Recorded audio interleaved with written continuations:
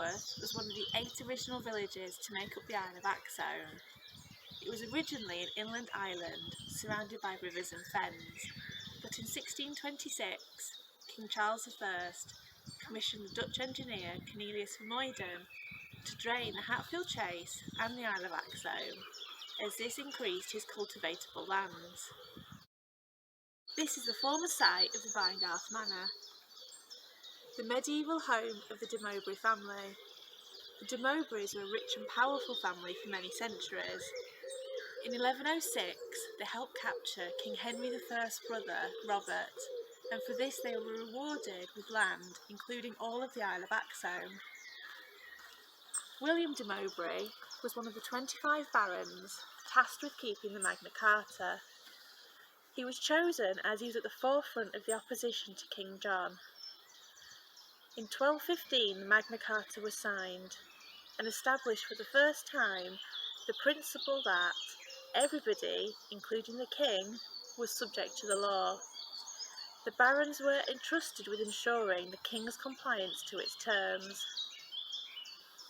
In 1749, Vinegarth Manor was still standing.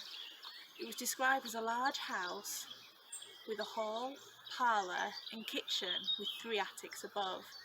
It is believed there was also a chantry on this site dedicated to St Mary and St Catherine. It was founded by John de Mowbray, 3rd Baron of Mowbray, in 1344.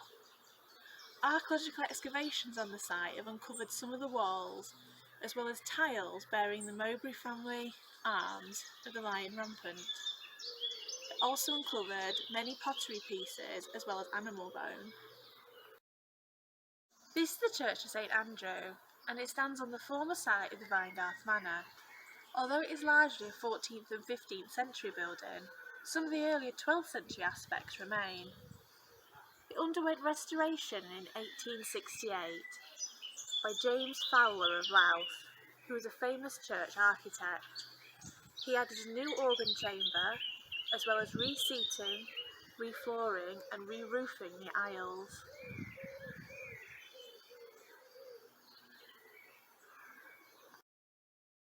Not far from the church door is the grave of Samuel Wesley. He took up the post of rector of St Andrew's Church in 1697. Samuel and his family lived in the old rectory in Epworth, a building we shall visit later. Samuel did not integrate well with the inhabitants of Epworth, as he was a royalist, a Tory and an academic, so there was great mistrust of him. He also enforced strict adherence to the Church of England doctrine, which alienated a lot of the locals. John Wesley was the 15th child of Samuel and Suzanne Wesley, and he was the founder of the Methodist movement. He toured the country giving sermons, but when he visited Epworth he was denied entry into St Andrew's Church, so instead he stood upon his father's grave to preach. The Wesley family moved to Epworth when Samuel Wesley was appointed rector in 1697. They lived here at the old rectory, which originally was a much smaller building with a thatched roof. During the night, in 1709, the building caught fire. The Wesley family were able to escape, and John Wesley was the last to get out. His mother described him as a brand plucked from the burning, and from that point on, she believed he'd been saved for a special purpose. There was rumours that the fire had been started by locals, but no evidence had ever been found of this. Samuel Wesley commissioned a large brick building to replace the old rectory. He wanted to show locals that he was not going anywhere. Unfortunately, this new house pushed him further into debt and would not be paid off by the time he died. The Rue Rectory still also belonged to the Church of England, even though Samuel had paid much of it himself. On his death, Susanna was forced to leave and sell some furniture to pay off his debts. Samuel and Suzanne Wesley had 19 children in total, 10 of which survived into adulthood. Suzanne had had a good education, which was unusual for a woman at this time.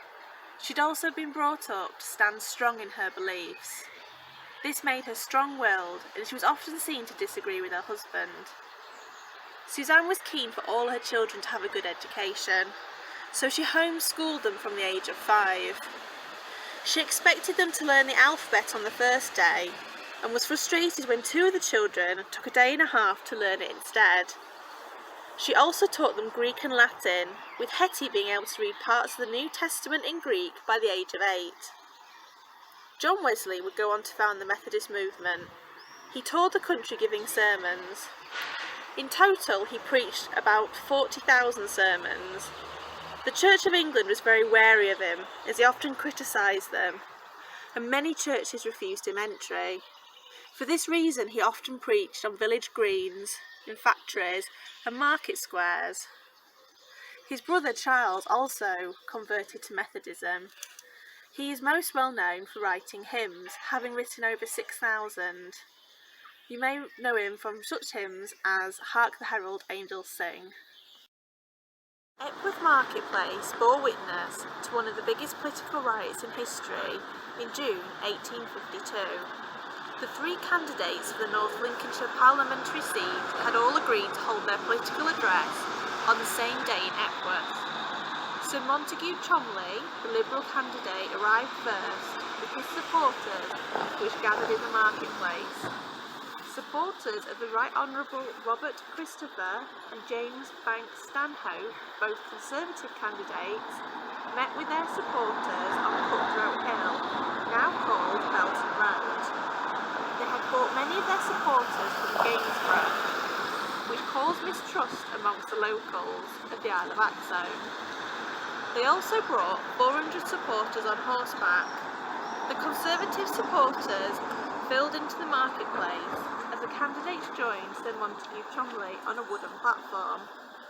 The supporters on horseback encircled the other supporters and also stood inside the Mechanics' Institute Library, which was an open-fronted market building at the time. At this time there was an unwritten rule that those on horseback entering the marketplace should dismount and walk alongside their horse. Unfortunately, the supporters from Gainsborough did not know this rule, and failing to dismount angered the locals. Supporters began to push for space in an overcrowded marketplace. Violence soon erupted, with stones and bottles used as missiles. The wooden platform for the political addresses was ripped apart and used to hit one another. The fighting continued for several hours before eventually ending.